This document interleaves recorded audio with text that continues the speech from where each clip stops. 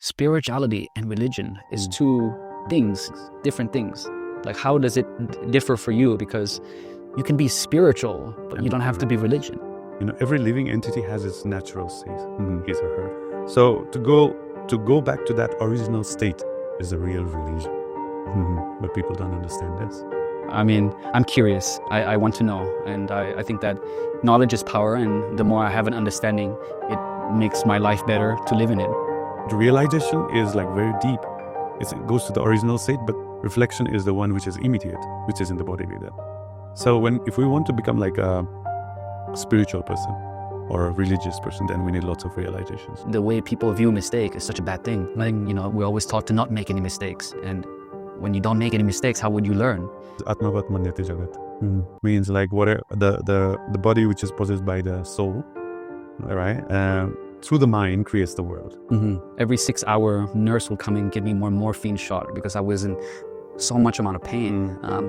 But at that time, it was so hard to look at the situation in an optimistic way. Yeah. At that time, like, I had the capacity, because I'm like, why did this happen to me? Shastra, the scriptures, they would say that it's not love, it's lust. Lust. Yeah. Because love is everlasting. It's a long-term thing, right? Whereas lust is momentary, like I said. As long as you are connected with that, it's there. And then once you switch off, everything goes off. I grew up in a very religious household. And my parents are very religious. The way they were doing the religion, it really scared me. And it really pushed me away from being like religious or spiritual, because it was the way I saw them do it, it was just not healthy. Human being in animalistic consciousness up to the divine consciousness, the highest. So going from the animalistic way of thinking to the divine thinking, there are 400,000 different steps. Through the practice of meditation, you're kind of detaching yourself with the 5 senses. You're trying to detach yourself as much as you can, and then just try to think about nothing to the source. There's a goal, and there's where you stand. So in both ways, first you have to find where you are standing. I feel so much amount of love for myself from the heart that sometimes it gets overwhelming, and then I just start shedding tears. So the best one is how to find whatever works for you. Yeah. My brain, the self-awareness, something just takes over me. The trauma is so strong. So it's so important that we work on this and we remove this. Once we remove the shackles of the trauma, we have this love that opens more. When you go to very, very minute, very, very detailed, understanding of reality, then you fail to understand the reality in a broad way. So nice to have you here. What do you think about spirituality? Wow, straight away, huh? Yeah, straight away. Yeah, straight away. What do I think about spirituality? I think that we are spiritual beings having a human experience. And I think it was just 6 years ago, or roughly 3 years ago, when I understood that we're just energy and consciousness, and our thoughts create our reality, and everything we see is through vibration and frequency. So actually, I had a very bad experience with spirituality, but I found spirituality through quantum physics. Yeah. Okay. Yeah. That's true. In later years, quantum physics has been going to exploring about consciousness and so many other topics. Yeah. Even electrons, they have consciousness. And that was their conclusion. Right? And then that's something great. Yeah. So you're pretty young. Yoga and spirituality and why? I would say it did not start like that. I was a very active person, and sports was a very big part of my life. But I think at one point of my life, even when I was working out a lot, I got to the physique. I looked really good with 6-pack, very lean. And still, I'm now I look great, but why am I still feeling insecure? Why it's still not enough? So having a good body was not enough. And why am I still feeling not safe within myself or who I am? Physical level, you were perfect. Oh, physical level. Now the thing is about subtle levels. Subtle, the inside, still a very insecure person. And through this, I started asking myself, like, this is not enough. Like, I have to, what is the meaning of life? Like, how could I feel fulfilled with myself? So then I started digging and finding like a deeper purpose. Like, how could I do something that makes me fulfill? And I think that the journey of understanding myself, discovering who I was, what are the things that is not serving me, and I just started exploring. So my first moment of discovering spirituality was one of the teachers I follow. His name is Dr. Joe Dispenza, and he's a neuroscientist, and he talks a lot about quantum physics. And through that, I had more understanding on how I could, be a better person, and how could I feel connected. Because another story is that I grew up in a very religious household, and my parents are very, very religious. But when I was 14, they became Hare Krishna. The way they were doing the religion, it really scared me, and it really pushed me away from being like religious or spiritual, because it was the way I saw them do it was just not healthy. And so it really... You mean like it's too much? It was too much. It was, I think they went to the extreme end. I think they had the right intention, and they, want to serve and be the best they could be. But the way they did it, it just really burnt everything for me. Something like fanatic. Yeah, it's just a little bit too dogmatic. It'd be like, from one thing to another, be like, no, you cannot do this.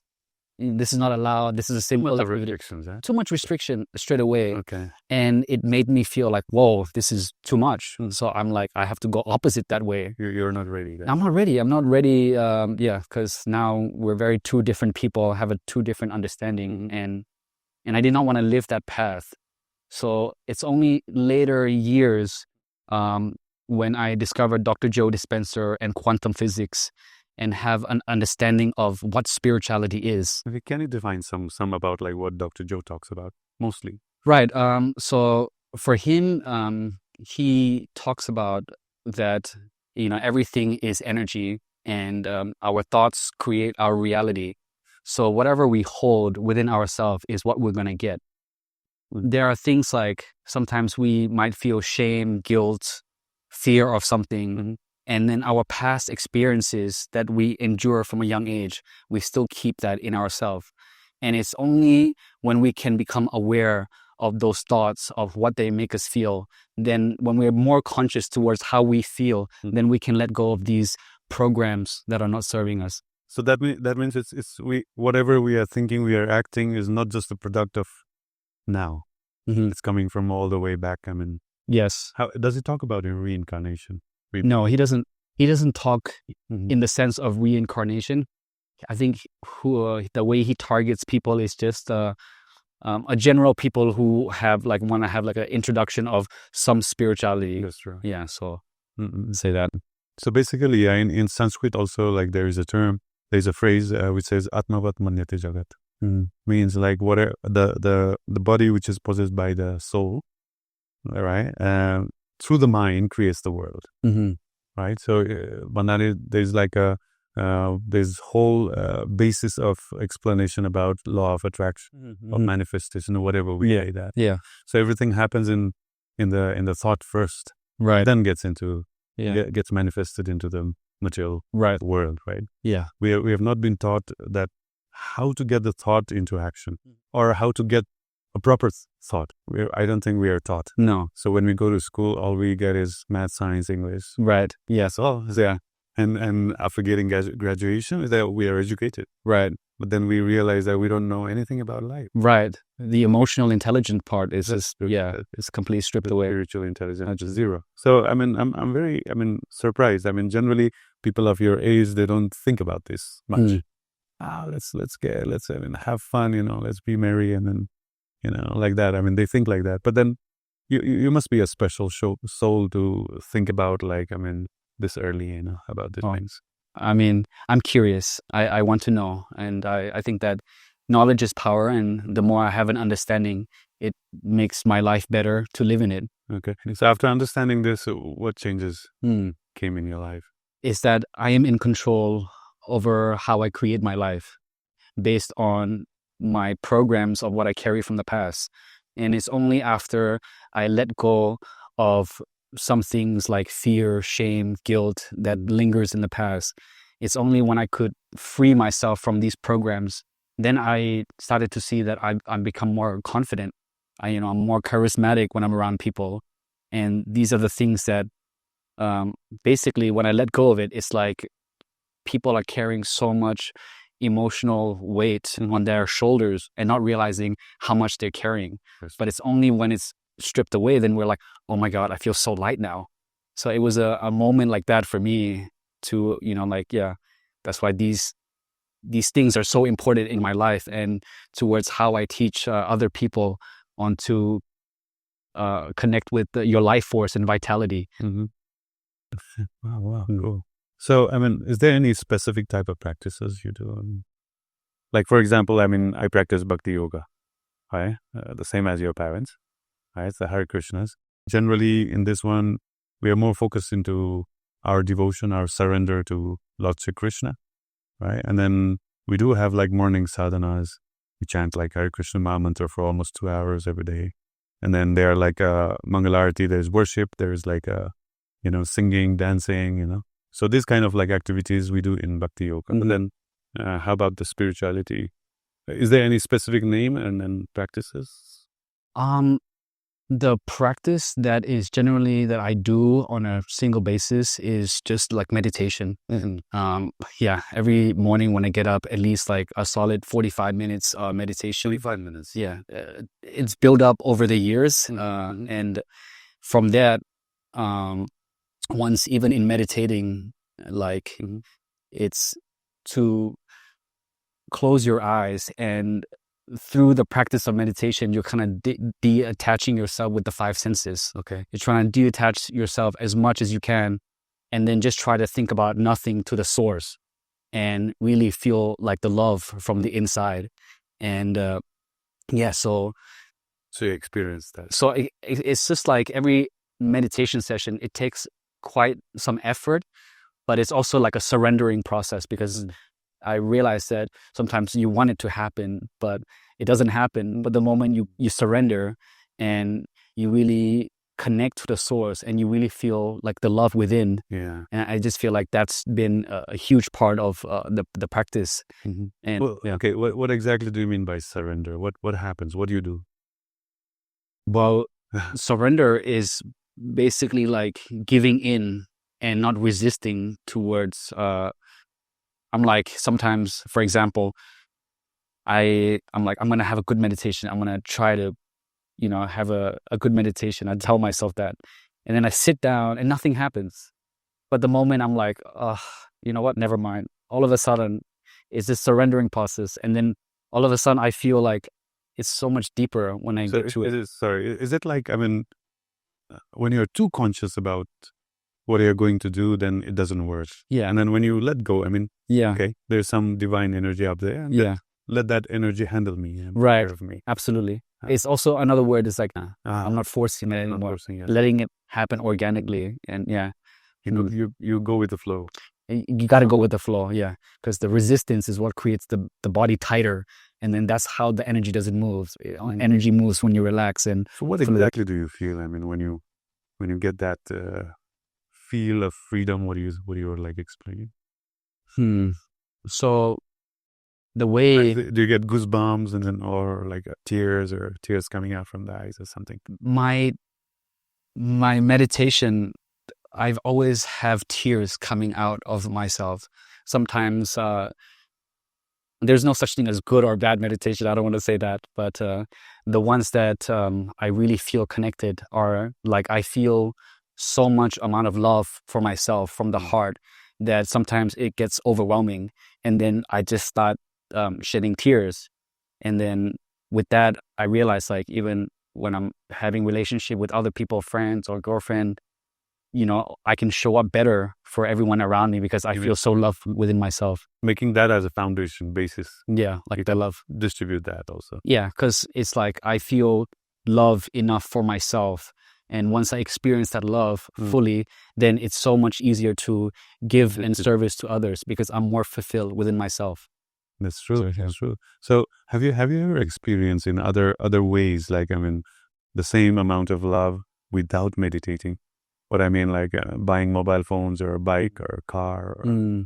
Well, that's not a long-lasting love at all. It's just like it's a quick kind of like, oh yeah, I have this, and then you have this, you forget about your problems for maybe 2-3 hours, and then after that you're bored of the thing, you go back to your problems. Boring. Yeah. So it's not really like a long-term fulfillment. It's just more of a distraction. Yeah. What do you think about that? Yeah, it's true. I mean, Shastra, I mean, the scriptures, they would say that it's not love, it's lust. Lust. Yeah. Because love is everlasting. It's a long-term thing, right? Whereas lust is momentary, like you said. As long as you are connected with that, it's there. And then once you like switch off, everything goes off, right? So it's a lust. It's not even love, right? As what it says, right? And it's true. I mean, I've also felt many times in my life about, I mean, thinking that it is love, we're trying lust. And then everything is temporary. And when the time comes, the same thing which attracted you so much in the beginning becomes like so boring stuff at the end. But then, yeah, the love which you feel inside, what we also call ecstasy. Ecstasy. Yeah. When you feel that ecstasy, not the drug, but the other one.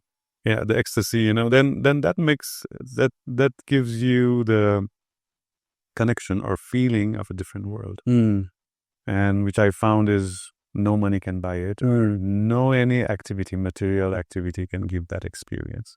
Yeah. And I do feel like the moment we understand how to love ourselves fully, that's the moment where we can show up for anyone and God even better. Because sometimes there's that love that is missing within ourselves. And in order for you to give to anybody, you also have to feel whole. And then whatever you do in terms of servicing, you can do it 2 times, 3 times fold, because there's no lack within you and you're doing it fully from the divine sense. But were there any moment that you wanted to really earn money and become rich before? I mean, I like the idea of being rich. How rich? I think rich enough to just to have a nice. I want to have a wellness center. I want to have a place where there's a yoga studio, a shala, a meditation center with sauna and cold plunge therapy. And how much would it be, the investment? Yeah, I think it would be maybe like, in baht, I'll probably be like maybe like 500 million if it's like, like 500 million baht. Yeah, 500 million baht. I mean, I'm just throwing a number out there. It's a comfortable number. But I've never really been so obsessive about like money. And the path that I chose from in the beginning, from a fitness coach to now I'm a wellness coach who help people with like holistic health. My path was never about money, but it was just about helping others. But it was just something that it was a calling for me.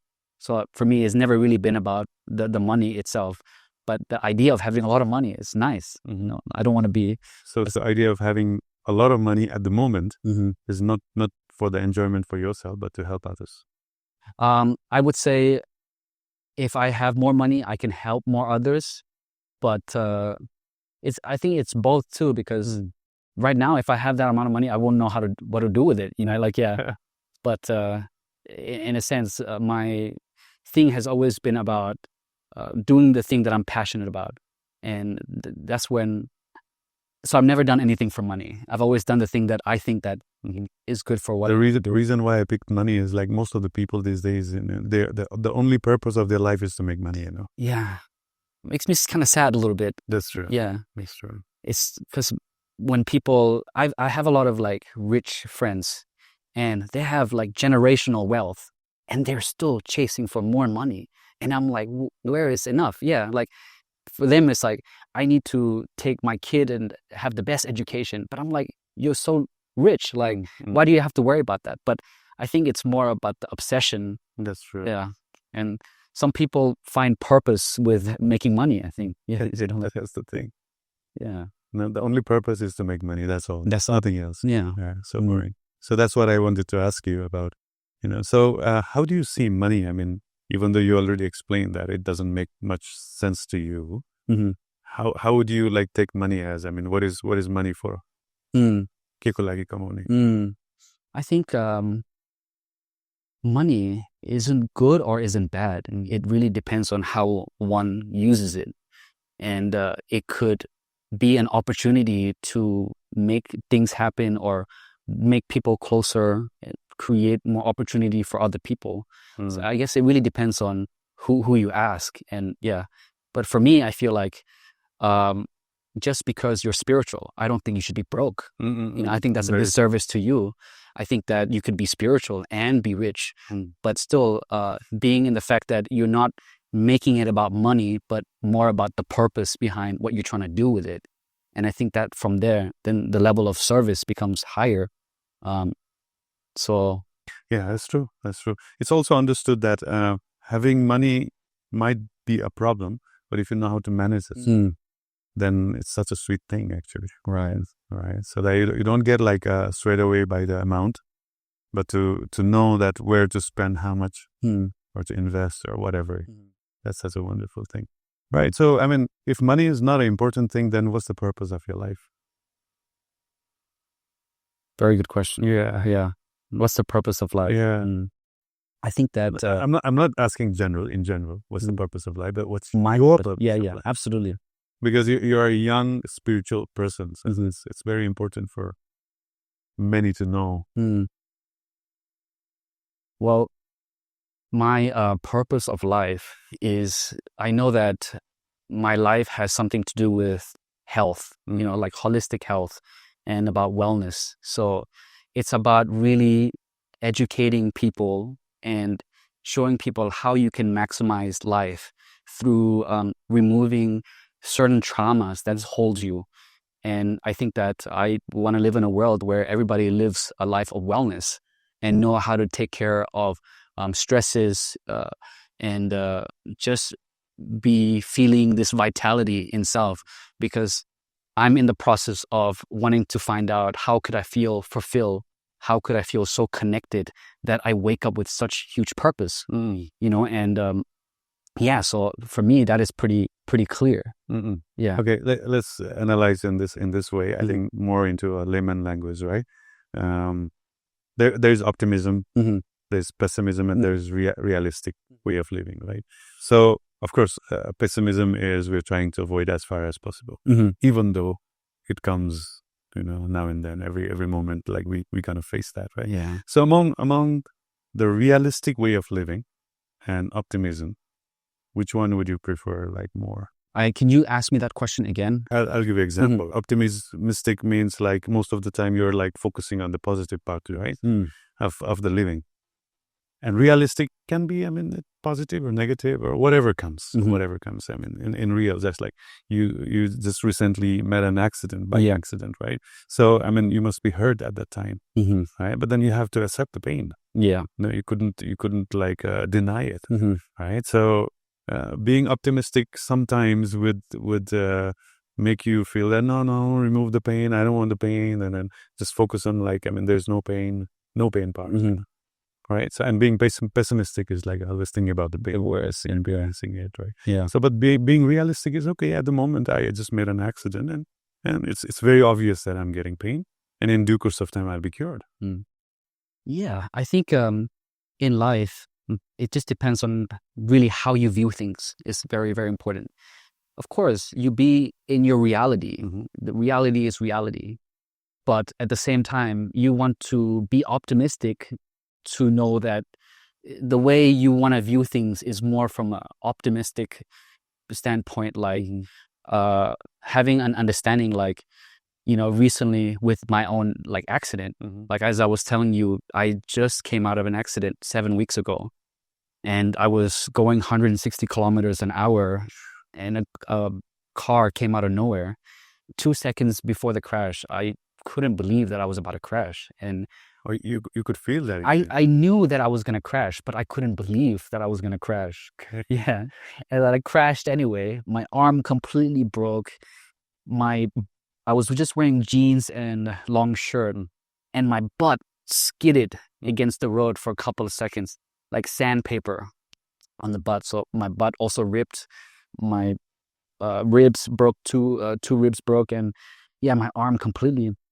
And in the 6 days I was in the hospital, every 6 hour nurse would come and give me more morphine shot because I was in so much amount of pain. But at that time, it was so hard to look at the situation in an optimistic way. Yeah. You know, at that time, like I had the capacity, because I'm like, why did this happen to me? What is the meaning of this? You know, why me? You know, like, yeah, I've gone that road 100,000 times. Like, why did it happen? Now? Yeah, why now? Exactly. And it's only when the recovery process started to happen, like 2 weeks in, and then I realized that, you know, the reason why this happened is making me have an understanding of trauma and how I have to deal with my own trauma and get more information towards my own recovery so then I can help people. And I can easily still be in a victim mentality, be like, oh, this happened to me. Oh, I'm not going to do anything. Like, yeah, oh, I had an accident. I can make many excuses.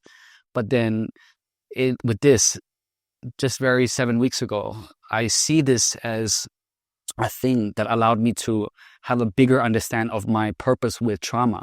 And I connect that. So it's how we would view our perspective based on our situation. Then from that, easily, I'm like, yeah, I'm gonna come back stronger than ever from this, and I'm gonna help more people from this. But again, so it's very important to have that optimistic view. But then there is also a line, because I know a lot of people who are very, very optimistic and not choose to be in reality. That's true. They go to the line of toxic positivity, which in the case of my parents, because I grew up with them, because they don't want to hear anything bad, you know, but then that takes away from the reality of the situation, which is also not healthy for you. I think that acknowledging what the reality is, but choosing to have an optimistic view on how you see things, I think it's everything. That's true. Yeah. When you analyze life about this on this basis, then life is such a beautiful blend of like positivity and negativity, you know. So negativity, many times, if you take it in a right way, can build you up, right? Make you more strong, and that positivity is going to give you anyway happiness and all this kind of rest, right? So we need many people, they don't understand this, and they're always like running after the positive things only. And like you said, when it is too much, then it's like a very toxic thing. I guess that balance is also just very important. Not doing too much of everything. I think eating too much broccoli is also not good for you. That's true. I think there's a fine line. Just recently, I had I wanted to lose some weight, so I went for low carb diet. Okay. So then one of my favorite was broccoli. Every day for 2 times in every day, and I started taking broccoli, and after about 5-6 days, I don't want to eat it anymore. Right. So when you go it for too much, when you do it too much, so there's a point which is going to come soon that you don't want it anymore, right? Yeah. So same with the relationship and everything, right? In relationship also, if you spend too much time together, you know, then you start getting bored, you know, right? You can understand? I can understand, yeah. Oh my God, how did I end up here? But then when you have like a healthy relationship, means like there is in according to Shastra, there are 2 stages of relationship, right? One is Milan, means like connection, and another is separation, Vipralamba, right? So Vipralamba is the part which is going to enhance the, you know, coming together moment, you know. The separation. The separation is so important that and then and among these like 2 situations, there are like a gap. One is from separation going to, you know, meeting, and the other is, you know, from meeting you are going to separate. You know, so the best part is when you go from separation to the meeting, you're so excited. Oh, I'm going to meet that person whom I love so much. That moment, that part is called Radha Bhavan in Radha Krishna's relationship. I see. And that's explained as the most beautiful moment. But then people, they think like, okay, love relationship means let's get like, let's super glue together. Right. Yeah. And then always be together. And then and soon after, you're going to kind of feel bored. Yeah, that's so true. Because for me also, I always tell my girlfriend, like, the moment I am further away from you, that's where our relationship grows, because I actually get the chance to miss you. And for me, I would say, like, I'm a bird. I need to fly, but I always come back around to my nest, like, but I think that, absolutely. I guess your girlfriend is listening to you now. Yeah, right now, probably. Yeah. How did you get into, like, spirituality? And, I just want to know your history behind it, because I was talking to your associates, and they were mentioning it, and I would love to know. Yeah. So basically, I was also one of the modern living entity of this world, trying all sorts of things to make myself happy. But they did work, like alcohol, cigarettes, drugs and money, girlfriends, traveling and everything I was enjoying, but then they were not permanent. Like you said earlier, it was like short-lived. Okay, so if I drink alcohol, okay, I'm in a good mood. I'm in a trip, and then I go to sleep, and next morning it's hangover. Right. And I go, why did I drink last night? So I didn't like that hangover part. So I was always in search of like something which doesn't come with hangover. Purely happiness. But then I found none. Right. So even if I fall in love with a woman, in the beginning it's so nice, wonderful. Everything is perfect and most beautiful. And after a while, not this one. Must be someone who is better than this. You get the feeling. So everything was that. I did my studies and became software engineer. And I was so proud of myself. Oh, I became an engineer. And after a while, it's boring. Maybe I should have done some management courses. So everything in life was temporary. So I was like thinking there must be somewhere, someplace, like somebody who's going to make me understand what is permanent. I was thinking like that. But then my focus was never into spirituality and religion. Never. Being a science and educated in science, I would not believe in all this like dogma and superstition. I used to feel like that. But then I met Patri Prabhu, the Russian devotee. And then after meeting him, he's a nice person. More than he explained to me about spirituality. He was like talking to me, in my language. And then, of course, like he was making me feel good, So I started like liking that person. And then that person happened to be a spiritual person, sadhu, right? So after associating with him for a few times, then I started like thinking about spirituality. Wow, I didn't know that spiritual persons are also like so wonderful. They're like up to date, modern. I didn't know that, So when I liked that, I started reading Bhagavad Gita. So when I read Bhagavad Gita, I saw like science. Wow, those science, those knowledge about life, which I never heard. Nobody taught me. Nobody told me. So I kind of started applying that in my life one by one, a bit by bit, and that seems working. Seems working, And then it was ultimately started giving me the feeling of more permanent situations, permanent existence. The high, higher, deeper, whatever, But then I get to understand more like a stable, more consistent things than these temporary things which I was experiencing in life, and it made sense. But then the challenge was everything before was provided by money, power, whatever, friends and family. But then this one, you have to struggle with your own. You have to travel inside, meditation, journey within them, a lot of practices, lots of austerities, and then you have to understand your mind, the subtle well-being, and all these kind of things. So I tried when I started trying. It's been 21 years now, right? So I'm very happy after. So since 2010, I remember. Me and my wife, we decided, okay, let's go full time in spirituality. Sure. So that's where everything changed. Oh, Prabhu, I have another question on that, because spirituality and religion is two things, different things. Like, how does it differ for you? Because you can be spiritual, but you don't have to be religious, right? But you can have that. And so I want to know, like, what are your takes like on that? Yeah. So religion is something which is going to take you towards God, take you close to God. That is called religion. And of course, like these days, we use that word for certain modern religions like Hindu, Christian, Islam, these are like names we give to the religion. But then the real meaning of religion is the thing which is going to take you back to God, one God. Not the God I name or you name, or the concept we have about God. There's only one God who created everything. And going back to that God is a real religion. So if you see, Hindu Dharma, which is whose base is Sanatan Dharma, which is called Sanatan, means eternal religion. Right? So in eternal religion, the emphasis is more on being natural. Studying about nature, about the creation in real. Not about like my concept, my belief, or it's not about belief, it's about reality, science. But then later on when the modern religions came, everything got distorted. It's about like, what I believe, and then I want to make everyone else believe what I believe.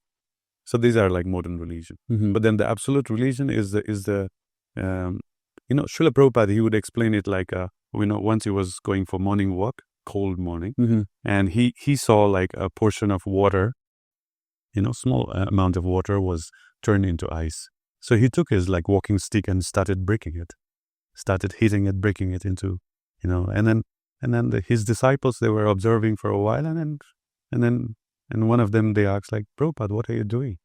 And he said, I'm trying to take this thing into its original state, water, the liquid. Now it's in solid state, which is not natural, but its natural state is the water, the liquid state. I'm trying to take it back. So he was explaining that, every living entity has its natural state, his or her. So to go back to that original state is the real religion. But people don't understand this. So the basis of going, for this process of religion, religious activity is spirituality. Now, spirituality is the process of going from outside into inside.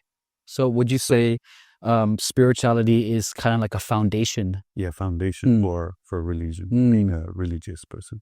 So like Kelvin said, if you think deeper in science, you'll be forced to believe in God. That's what he said. So if you become like really good spiritual person, you'll be taken to religion. Real religion, of course. I'm not talking about the modern religion.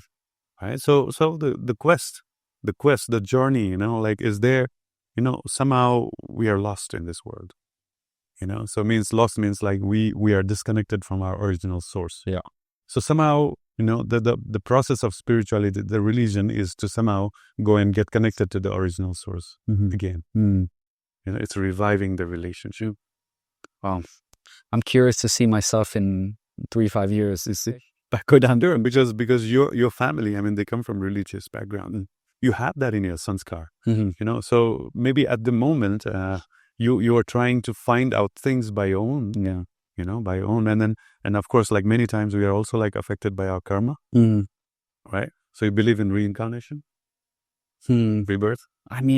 There are some concepts. I'm not fully dive into it. Okay. I guess like I'm trying to find it through myself and have my own understanding. And instead of being taught by others this and that, sometimes I don't know what to believe. And there's so much information. And that's why the skepticism sometimes is there, because based on what I've experienced in my past and with my own family, with the religious side, I think that once I just listen to the gut inside and what feels like right for me at this particular time. So I'm just, I'm a student of this world. I'm just discovering. Okay. Yeah. So what I've found is, if you want to, know God or know yourself in real, then we need realization. Right. So realization is the process where you tend to you are, like I said, we are originally something, right? So going back to that originality, that's called realization, right? So it's already there, like our God consciousness, our being, very spiritual is a natural state of ours. But then being material means like being very external, especially being attached to the bodily level of like things, So this is called material. So when we become material, we have high chances of not being satisfied or being happy because we are away from this originality. So when we go back to that originality, that's called realization. So realization plays a very big role in realizing our original state. But before that, when we do lots of like activities in the material world, we also like feel, experience, go through things. They are called experience, and then the last stage of experience is called reflection. So reflection is moreover like a conclusion of what I just experienced. So then that makes my like thinking and then planning tendency, that shapes my tendency, that shapes my understanding of life, and then we start from this point, we start like living ahead with my reflections. But realization is like very deep. It goes to the original state, but reflection is the one which is immediate, which is in the bodily level. So if we want to become like a spiritual person or a religious person, then we need lots of realizations.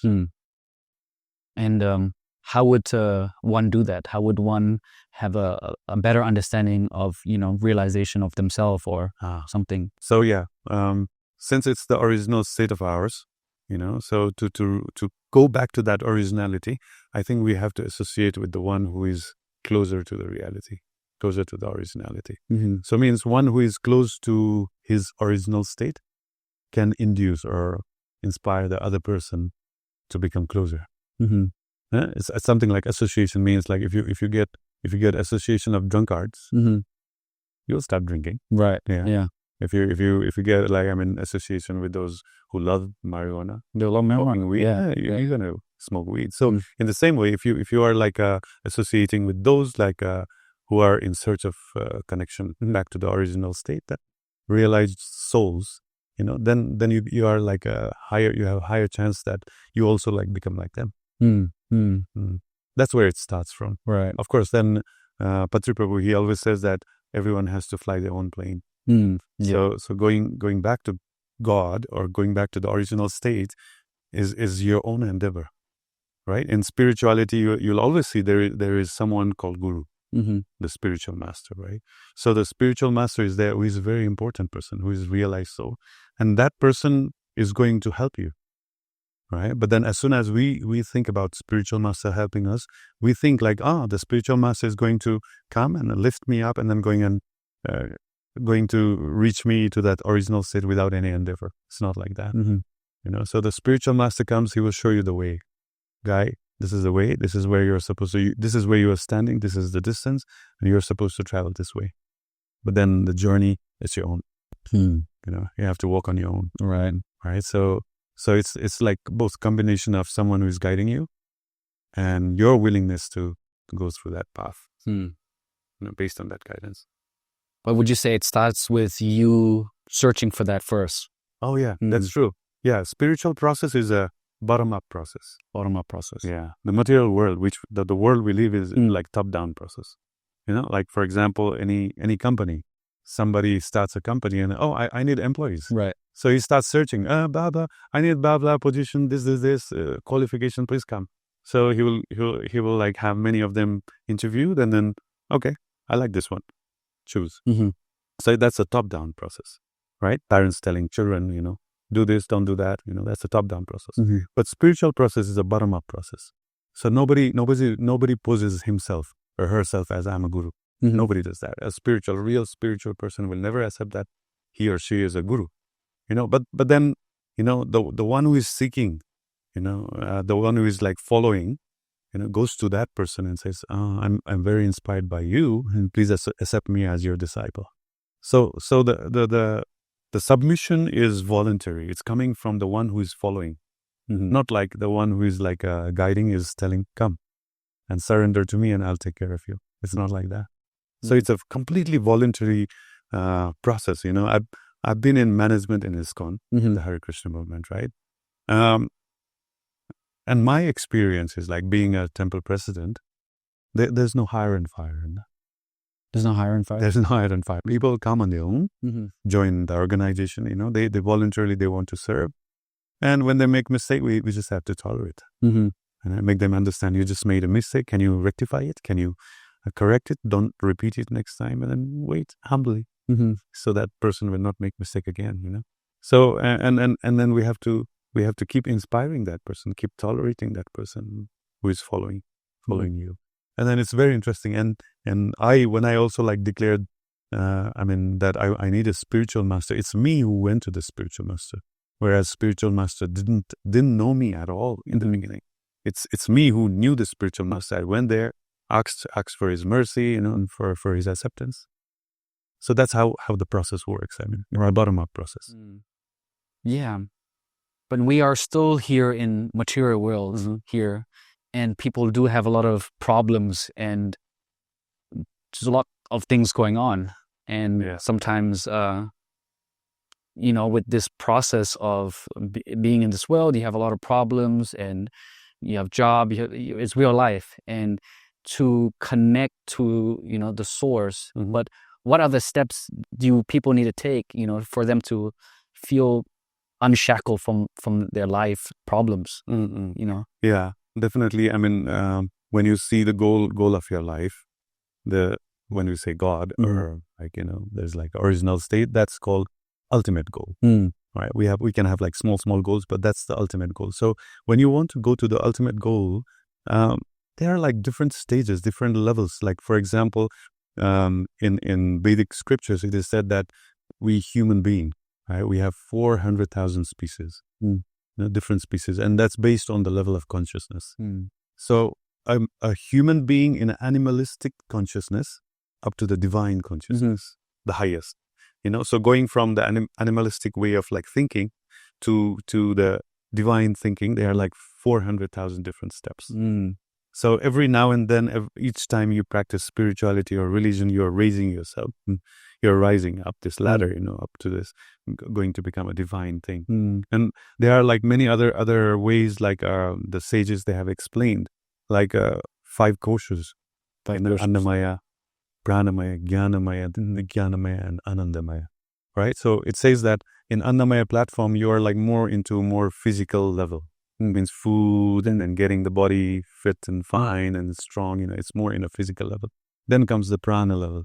In prana level, you are like thinking about your life, how to sustenance, expansion, reproduction, all this kind of pranamaya. Then comes the level of jnanamaya. It's also called manomaya, means in the level of mind, you're trying to find out your own identity. Who am I? What am I? You're trying to set up like, I want to become the boss. I want to become the ruler. I want to become the servant. All these kind of things. The identity starts like happening in that level. It's in the mental and intellectual level. Then comes the Vijnanamaya. Vijnanamaya is like wisdom. Now you're more into like realized soul, think what things work, what doesn't work. You're like a very matured person. Then comes like Anandamaya level is completely spiritual level, which has nothing to do with this world, which also called liberation. You're liberated from this, the jungle of like materialism. So like this, you're like improving. Even Maslow's hierarchy, explains this. Like he did it very nicely. When there's like the very bottom, at the bottom, most of the maximum people are in the level of basic needs. They are concerned about food, service law, like that. Then above that is people are more interested in secure life. I need to have my walls and I need to have my own home. That comes next. Then after that, it comes like love life and then expansion of the family. Just me being alone is not enough. Let me have somebody who loves me. You start making friends. Social exchange. Like we have clubs. People associate. People like mingle around with the like-minded people. That's what happens next. And after that, when that is fulfilled, the next thing you want is esteem. You want like some name, fame in the society. Let me do for some others. That's paropakar. When you want to do philanthropic works, that's the next thing. And the last one he called it self-actualization. So you start like questioning, who am I? What is creation? What is this? What are the stars? Where it comes from? Who made it? That's called self-actualization. So like that, I mean, so many ways you can, I mean, there's a goal and there's like where you stand. So in both ways, first you have to find where you are standing. And then you need to know the direction where you're supposed to go and then walk accordingly. So this is what spiritual journey is. Means to understand where I'm standing spiritually, right? And how far is my ultimate goal. And then plan accordingly. And then, of course, like take everything, whatever is required along with you. And yeah, like backpack. Yeah. Backpack all the all knowledge and tools. No necessaries, clothes and then the swimming costume and goggles or whatever. Wow, interesting. Also, like looking at it from the chakras perspective too, because from the bottom down is all about having your needs, your security, and then there's food, and then it's the sensuality, and then it's love, and then it's to know yourself, the higher wisdom. Yeah, if we talk about two ends, I mean, extreme of materialism and extreme of spirituality, the whole point is, if we think that this middle part is like too simple, let's say there's a direct arrow showing from here to here, then these two parts we can say this is self-conscious and God-conscious. That's it. No, you're traveling from self-conscious to God-conscious. Now, when we go to the God-conscious, we are like more broad. We are like, it's called like Vasudeva Kutumbakam, means the whole creation is one house. Everyone is brother, sister, like that. So, and when you go to God conscious, there's unity, integrity, But then when you count this side, the other side, self-conscious, then there's differences. There's like a, competition. There's duality, there's good and bad and everything. Here is only good, only light. Here's light and darkness, good and bad, hot and cold, all these kind of things in the dual terms. So the whole point of like spirituality is to shift yourself from this duality to the spiritual thing, one good thing. So it's about that. I mean, and of course, like there are so many processes from going from here to here, so many different processes. It's not one. And people might ask, like, why are there so many processes, different ways?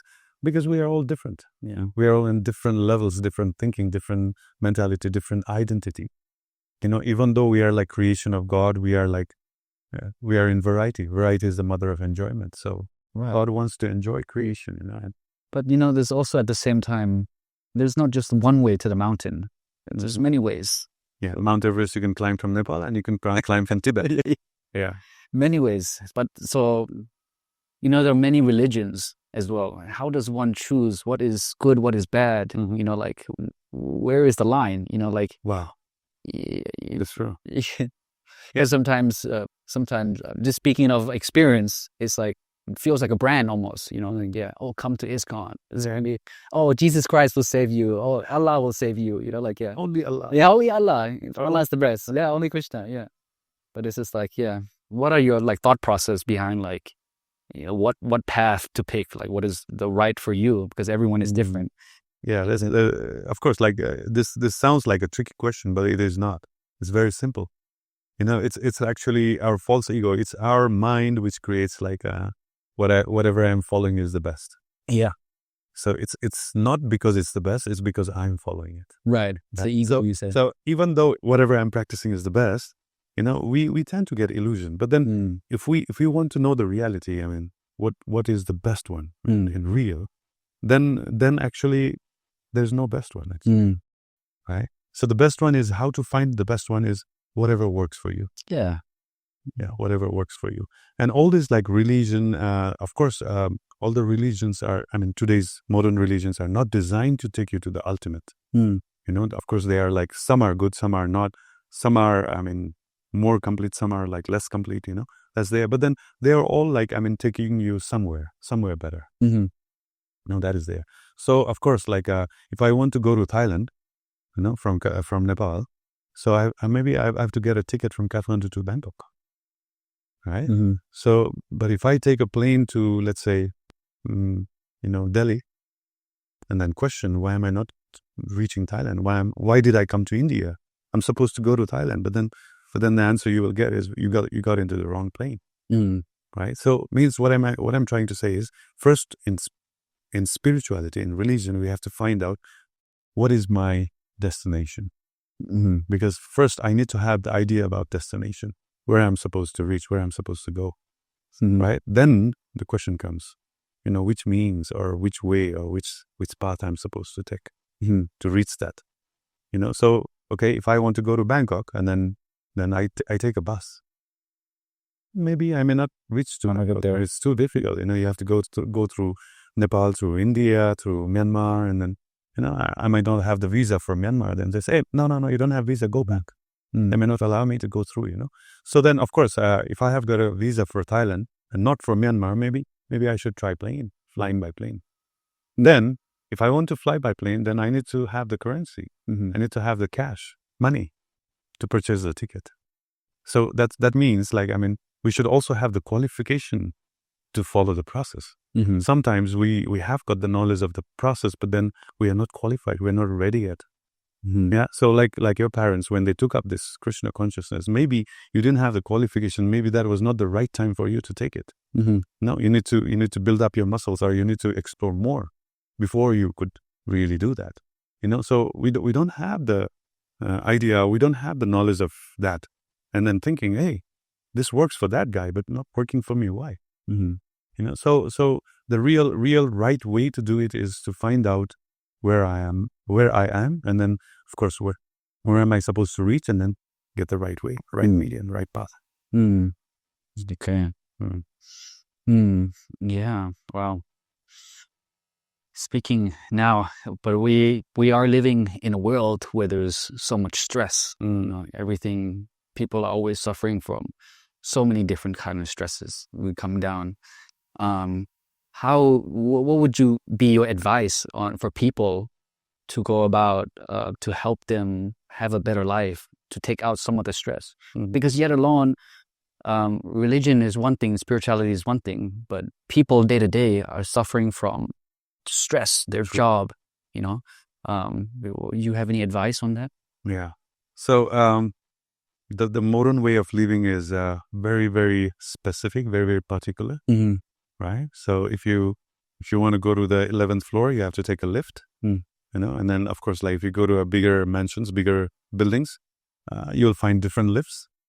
Some goes to the 10th floor, some goes to 20th floor, some goes to the 30th floor, something like that. Then you have to choose the lift. It's so quite complicated, Stressful life is because we are too much particular, to certain details of anything, So, for example, in the medicine line, I remember there was a time, 35 years back, a doctor means one who has finished MBBS, the bachelor in medicine, So, and that's a doctor.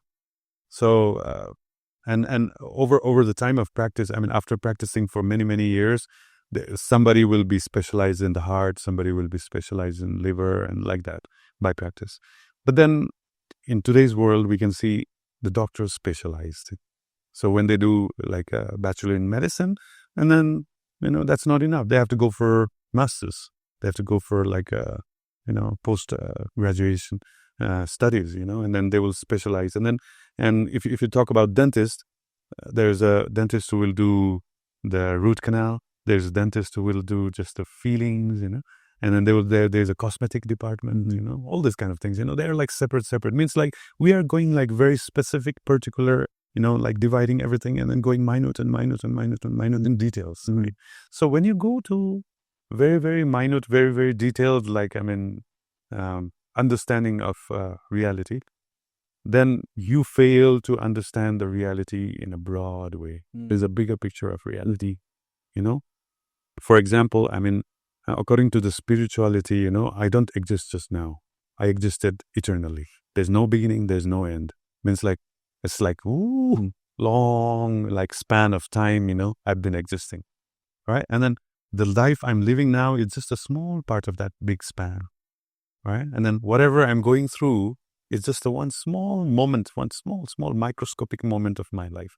So when you, by practice of spirituality, when you understand life in a broader way, when you look at the problem I'm going through, it's very insignificant. It's just a fraction of moment I'm going through it. Okay, never mind, it'll go, it'll pass. But then when you are like, you are not practicing the broad aspect of life, and then just like focused in a very particular aspect of life, then even that small part of broad life, now becomes like a very big part of your life. So you're thinking, oh my God, I'm in stress, I'm in like problem, I'm in trouble. I'm not going to go out of this trouble. This trouble is all in all, and it's everlasting. And I'm the only one who is going through this. Look at the other guy, he's happy, like that. Then unnecessary stress starts coming. So this is how one way that spirituality, being a spiritual person, works, because it goes in a broader way. It's a, like nowadays people use this term like universal in connection, universal energy. Yeah, when you connect to the universe, you become broader. When you become broader, there's more chances that you become more satisfied. Right. Rather than when you become specific, there's less chances. And then in this material world, anyway, there is like a failure. Failure is like a very natural part of this creation, right? And then we are not taught to accept the failures. Even the parents, how they train their kids is like perfect. Yeah. So I still remember there are so many parents, like if I go to their home, what they do? Every corner, like sharp corner or any corner of a furniture, they will put some sponge and tape. They will tape it. And I was like, kind of, why they are doing it. And then later I realized they have a small kid, and they say if he trips and falls down, and then at least he will not hit the head of that part. Yeah. So that's why they are like protecting. So the parents, they are protecting everything. They're making the kid's life is like so perfect that there's no error.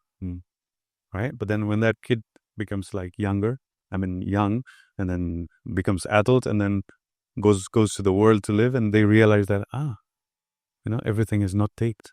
Right. Everything is like pointed, like sharp. Yeah. And they don't have the ability, they don't have the thick skin to protect themselves from, all these like sharp pointed things, Yeah. So then the amount of stress that the people are going to this new generation, they are going to feel is like a really, really, right. a lot. I'm glad you brought up about the mistake, because it really, the way people view mistake is such a bad thing. Like, we're always taught to not make any mistakes. And when you don't make any mistakes, how would you learn? And I really, just 3 years ago, I had to really evaluate the way I see mistakes. And now actually I see mistake as a data, just a data to have an understanding of, because of this mistake, it allowed me to make another decision. But now which is without mistake. Without mistake. But you have to make mistake first and fully embrace it. Also, I would say I am here because of all the mistakes I have made. That's true. And I think that if I were to have a kid, I would really let him embrace the mistake and welcome it. Because in a sense, like, I try to cover so much of my mistake and try to be a perfectionist, and it just made everything much harder and so much more pressure. But I think the beauty in life is in mistakes you make. That's true. That's true. See, you can see the technology. Windows just got better. That's what they say, right? Yeah. Right. So iPhone 15, it's going one. That time maybe it was the best. Now, if you see like iPhone 1, what is this piece of crap? Yeah. Right. But then they started from, lots of mistakes. They had like lots of errors there, and then they corrected. They came the second version, the third version, fourth version. So in the same way, we are also living different versions in our life. So, we are maybe 100, 101 version, 108th version, and every time, when we go through the mistakes, we realize it, we correct it, we rectify it, and then we become the better version of our life. Right. So I remember one incident, like about what happened in a company, so there was one salesperson, right? And he was going to close a deal of something like $100,000, like a deal. And the boss was excited, and he sent this salesperson, and then the salesperson went, and then while talking to the client, he made a mistake in it. It was a blunder, and the deal got canceled. So the company didn't get $100,000, So where he informed the boss, messaged the boss, of course, he couldn't call because like he knew that he might get like scoldings. So he was coming back and he was thinking, I think they're going to fire me. so they're going to fire me. And then, so he was like coming back, thinking that he's going to, and he was thinking, let me resign. Before they fire me, let me resign anyway, So at least that will save my prestige, So as he came to the office, he already typed email, and then of course not sent yet. And he came to the office of the boss, and he was about to say that, I'm going to resign. Then the boss said, so we lost the deal. He said, I'm sorry. I'm sure you're going to fire me. He said that. And the boss said, why would I fire you? Because I made mistakes. I made mistake that we didn't get the deal for $100,000. And he said, you fool. If I fire you, you'll go to join another company and make profit there. Because you already know what doesn't work. And then with that lesson, if I fire you, you'll go to another company and not make that mistake and benefit that guy. Why should I fire you? So you're going to work without a mistake next time. All right. So he was very surprised. Wow, what a wise boss. Yeah, what a wise boss indeed. And so yeah, of course, nobody, human is to err, right? We are all coming with mistakes, and then each time, there's some mistake. Radhanath Swami, he once said that, mistake is not a mistake if you don't repeat it. It's a lesson. It's a lesson. Yeah. Yeah. Yeah. Because if you make that mistake and then you make that mistake again, you do the same thing. Like, where's the lesson? Where's the wisdom? And then it's a mistake. Yeah, that's a mistake. Yeah. Just the other day, I was doing some hike with Donna, and we were just hiking for like 30-40 minutes. And then along the path, all of a sudden I felt something stinging down there on my same wound 2 days ago. And it felt so uncomfortable. And I was walking back with her to the hotel with a lot of pain. And then, I check everything down there, and it turns out my old wound, it was like rubbing against the skin because it was sweating, and the other side was rubbing, and then it started to bleed. And at that time, Prabhu, like the trauma of the first time when I was in the hospital, I couldn't sit down like this for 3 weeks. I'm lying down and eating. I saw the and it just took me back to that same exact moment, and I started to panic. Like my body just took over, and then I was just like panicking. But then after we assessed the situation, put on some cream, luckily I was good. But during this time, it's just like when you go through something so traumatic, something like things that really changes things, like the trauma, it stores in you very deeply. That's true. And if we don't work on these things, it holds you. So in situation, you're panicking when you shouldn't really be panicking. So now that is defeating you. Your state of mind is, you don't have a control over it. That's true. So that's why releasing, even though that is like but at that time, my brain, the self-awareness, something just takes over me. The trauma is so strong. So it's so important that we work on this and we remove this. Once we remove the shackles of the trauma, we have this love that opens more. And then the connection with whatever we do, especially to God, I feel like it becomes more. But sometimes people went through a lot of things in their life, and based on the life events, things here, the chakras, they get blocked. Yeah. Now, when it gets blocked, people can't really feel life the way they supposed to feel. And now it's kind of shattered, so you have to unblock these things. And then when you service, it opens, So it's the meditation which you use to unblock the chakras, or the kundalini? Kundalini is one of the practices that I use. And also each of the chakras have their own association and their own personality. And you just have to, a person who never feels safe is the first chakra being blocked. So they have to find a way or an exercise to make themselves feel safe and secure, and over time, when the chakra is blocked, then 10, 20 years later, you have more illnesses in the body. And also with my mom, because she had like a serious case of acid reflux.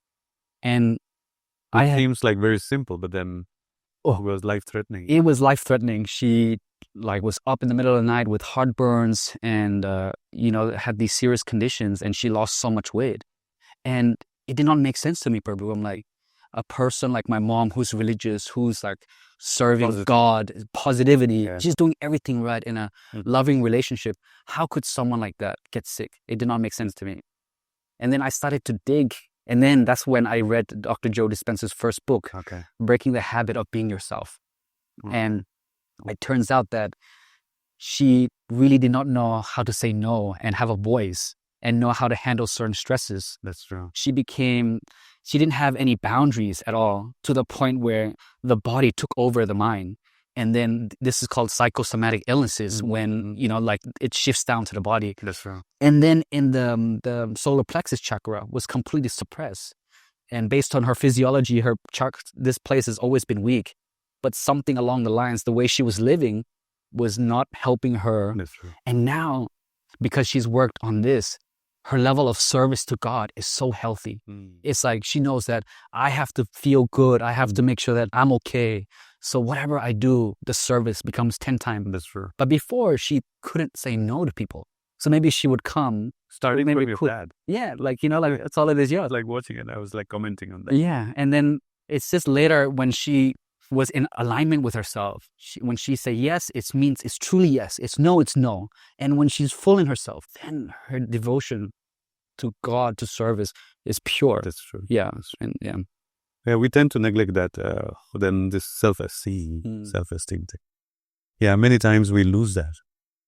Everything shatters. Yeah. Right, and then at the end, like you said, it comes to the body. It comes to the body. It gives up. Yeah, the body gives up. The body gives up. I still remember, when I went to Thailand and saw her, she was just like bone and skin. Yeah, you should see her the other day. Oh my God, on the buffet. Oh, she's like the first one to eat and the last one to finish. She's munching on food like crazy now. But I think that's the main thing, is to have that self-realization and understand who you are, what you bring, what is your dharma, how can you service that, being that in an alignment, and practicing being in this material body and knowing that this is how we need to live to be healthy.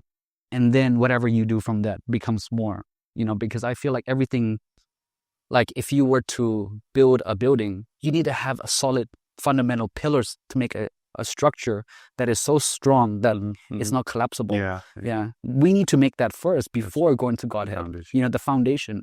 But sometimes people tend to neglect that and just go there missing stages, and that is also not healthy. So I guess me seeing that through my parents' lens allowed me to understand what not to do. That's true. For me, because I was never the spiritual one. Not to hurry, Not to hurry. I was never the religious one, the spiritual one. But now they are listening to me and they're understanding that these are the things that is important. Then the service become even more. Srila Prabhupada very literally, he said that spiritual progress is a gradual process. He said that. It's not like overnight. It's not overnight, no. Yeah, true. Okay, thank you very much. Thank you so much. This has been such a blessing to do really this. Nice to have you here. Same here. I'm so happy to do this. So I'm going to pray that you get cured soon. Thank you. Yeah. And then be back to that mark, Yes. Energetic mark. Yeah. I've seen your videos, your father sends me, and inspiring everyone around you, Yes. You're going to come back. I am. I'm going to come back stronger. Yeah. The next time you never ride motorbike at that speed. Yeah. Don't do it. You did? Huh? You did again? No. I couldn't. Right now, I can't even ride properly. Okay. I mean, I can't even turn. The bike's not fixed yet too. So, but yeah, there are way to do things. Which bike was that? It's like 700cc bike. Which company? Honda. Yeah, it's CB. Yeah. Very loud and very fun, but lesson learned. When it is going to happen, it happens. Yeah. You never know. You never know what's going to happen tomorrow. So, live life to the fullest. Yeah. Be happy. Then be happy. Thank you. Okay, thank you. Namaste. Hare Krishna. Hare Krishna.